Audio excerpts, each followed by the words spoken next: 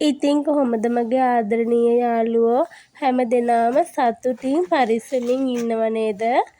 මම නම් ටිකක් අසනීපෙන් තමයි ඉන්නේ යාළුවනේ. ඉතින් මං අලුතෙන් එකතු වුණු අලුත් යාළුවෝ හැමදෙනාම ආදරයෙන් මගේ YouTube channel එකට පිළිගන්නවා. ඉතින් මං ඔයාලා හැමෝටම ආරාධනා කරනවා දිගටම මගේ වීඩියෝ එක්ක රැඳිලා ඉන්න කියලා. ඉතින් එහෙනම් අපි යමු අපේ වීඩියෝ එකට. මේ ඔයාලට පේන්නේ මම ගෙදර හදාගත්ත මගේ පැල මිරිස් පැල තියෙනවා. තව ඒ වගේම කොච්චි පැලක් තියෙනවා. දැන් නම් ඒවා ගෙඩි ඇවිල්ලා තියෙන්නේ. ඒව දකිද්දි මට හරිම සතුටුයි. මොකද ඉතින් උත්සාහයේ ප්‍රතිඵලයක්නේ. තව ලස්සන නිවිති වැලක් තියෙනවා.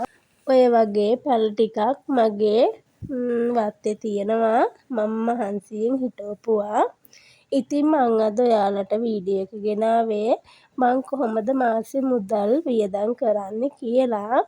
අර පිරිමැස්මෙන් මං භාවිතා කරන්නේ මොකද අපිට තව ගොඩාක් ඉදිරියේදී වැඩ තියෙනවා.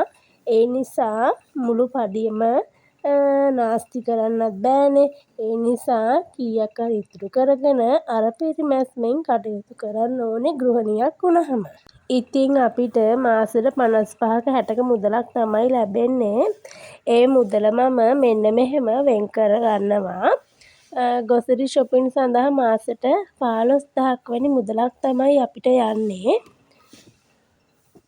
ඉතින් අපි 3 දෙනෙක් ඉන්න හින්දා අපිට 15000ට වැඩිය ග්‍රොසරි බඩු වලට මේ මිලක් යන්නේ නැහැ.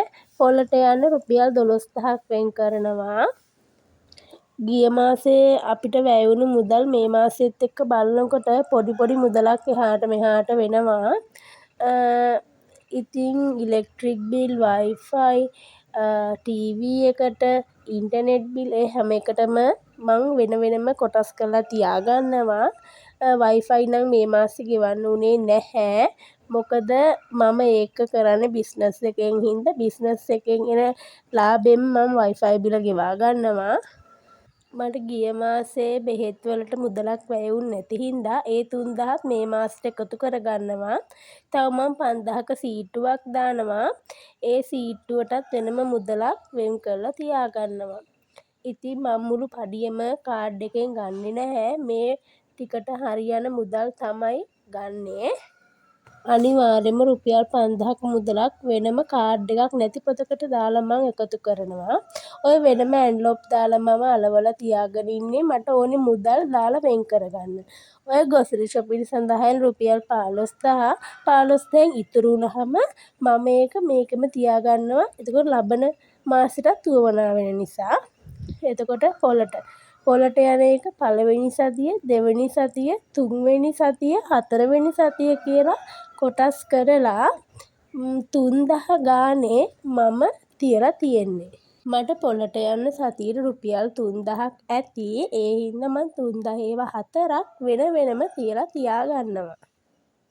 අපේ පොල තියෙන්නේ ඉරිදට. ඉතින් ඉරිදට මම පොලට ගිහිල්ලා කරවල, එළවලු, අලලූණු වගේ ඒවා සතියටම ඇති වෙන්න ගෙනත් තියාගන්නවා. ඊළඟට තියෙන්නේ එඩියුකේෂන්. අපිට එඩියුකේෂන් එකට නම් ගොඩාක් යන්නේ මොකද තාම පුතා නර්සරි. ඉතින් මං ඒකට රුපියල් 4000ක් වෙන් කරේ.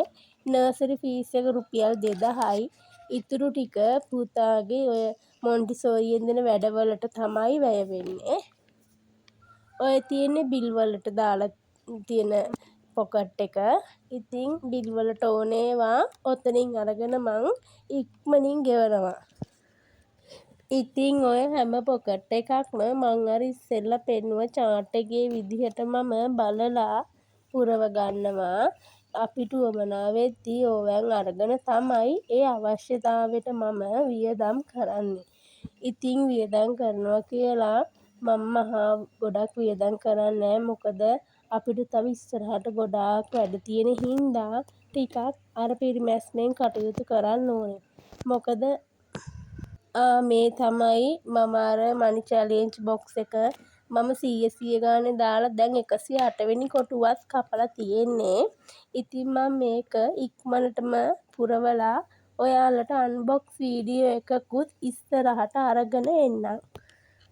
ඉතින් මට ඔයාලට කියන්න ඕනේ අර පිරිමැස්ම කියන්නේ යාළුවනේ ලෝභකම නෙවෙයි.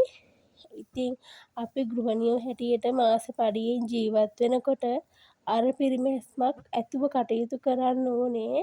කන්න බොන්න ඕනේ. ඇඳුම් ගන්න හැමදේම කරන්න ඕනේ. ඒත් ඉතින් අපේ බජට් එකට ගැලපෙන විදිහට අපි ඒ හැමදේම කල්පනා කරලා බලලා වැඩ කටයුතු ටික කරගන්න ඕනේ. ඒක මම හිතන්නේ මාසේ පඩිය ගන්න අපි වගේ සුවහසක් පිරිස දන්නවා ඇති පඩි ඉවර වුණාම අවසානයේට අපිට මොකද වෙන්නේ කියලා. අනුන්ට ණය වෙන්න ඒ වගේ දේවල් කරනවට වඩා මේ වගේ පොඩි ටිප් භාවිතා කරලා බලන්නකෝ. එතකොට ඔයාලටත් වෙනස හොඳට තේරෙයි. මම ඉතින් හවසට කන්න පෑන් කේක් ටිකක් හැදුවා. පෑන් කේක් 5ක් විතර තමයි හැදුවේ. ඒක ඇත්තටම රසට ආවා. ඉතින් බලන්නකෝ මං පෑන් කේක් හදපු විදිහ. මම හැමදාම හවසට පුළුවන් විදිහට මොනවා හරි හදනවා. මොකද කඩෙන් ගන්නවට වඩා ගෙදර හදන දෙයක් තමයි ඇඟටත් ගුණ. ඒත් කඩෙන් ගන්නෙම නැතුව නැහැ. අපේ පුතාට නම් ගොඩාක් මේ කඩචෝරු මේවා ඉතින් ගෙනත් දෙනවා. හැම දෙයක්ම සීමා කරන්නත් බෑනේ. එයත් පුංචිනේ. එයත් ආසයි. ඉතින් කඩචෝරු දෙනවා කියලත් හැම වෙලේම කඩචෝරු දෙන්නත් හොඳ නෑ.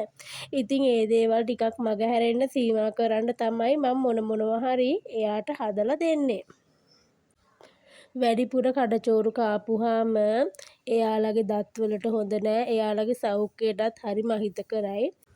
ඉතින් මේ වගේ පුංචි දේවල් වලින් තමයි අපේ ගෙදර සතුට රඳා පවතින්නේ.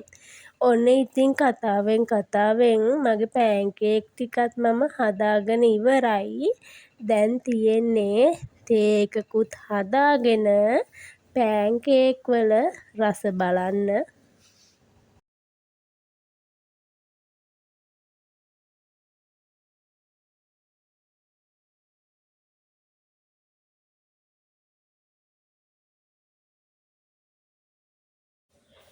පුතාටයි සුදුටයි මටයි තුන්දෙනාටම තේ හදලා එයාලටත් පෑන් කේක් දීලා පස්සේ තමයි මම කාලා බැලුවේ. ඇත්තටම ගොඩක් රසට තිබුණා. මං ඉතින් අද තේකට වැඩිය සීනි දැම්මෙත් නෑ. මොකද ගොඩක් පැණි රසයිනේ පෑන් කේක්. මම නම් ඉතින් තේ ටිකක් බොන්නේ කහට වැඩියෙන්. එහෙනම් ඉතින් බලමු පෑන් කේක් මොන වගේද කියලා. ඉතින් මං නිදහසේ වාඩි වෙලා පෑන් කේක් දෙකක්ම කෑවා. තේ එකක් බිබී රෑට උයන ඒවා කල්පනා කර තමයි මම නිදහසේ පෑන් කේක් දෙක කෑවේ. ඉතින් ඔයාලත් හවස ටී ටයිම් එකට මේ වගේ පෑන් කේක් හදලා පවුලයත් එක්ක සමගියෙන් ආදරයෙන් කන්න.